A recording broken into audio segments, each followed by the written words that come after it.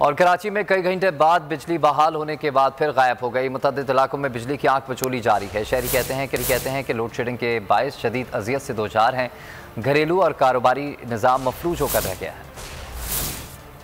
सुबह से गई है, तकरीबन 10 बजे गई है और 8 बजे आई, फिर आधे घंटे बाद फिर बंद कर दी है अभी लाइट इन्होंने। सुबह 9:30 बजे लाइट गई, 8:30 बजे लाइट आई और फिर 9:30 बजे चली गई और उस अरसे में केबल काट कर ले गया कोई। 6 घरों की लाइट है, ये ग्राउंड फ्लोर से लेकर 3rd फ्लोर तक मोटा जो केबल है 6 घरों को सप्लाई करते हैं, वो इन 1.5 से 2 घंटे के दौरान जो लोड शेडिंग के दौरान उसको काट के ले गया कोई।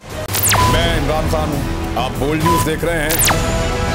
सबसे बड़ा चैनल बोल, सबसे बड़े एंकर इमरान रियाज खान के प्रोग्राम इमरान खान बोल के साथ ने रेटिंग के तमाम रिकॉर्ड तोड़ दिए।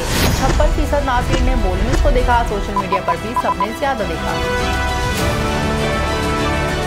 सबसे ज्यादा व्यूज, सबसे ज्यादा रील्स और सबसे ज्यादा रेटिंग के साथ बोल अब भी नंबर 1 पोजीशन पर बरकरार। सब्सक्राइब करें और बेल दबाएं ताकि कोई खबर रह न जाए।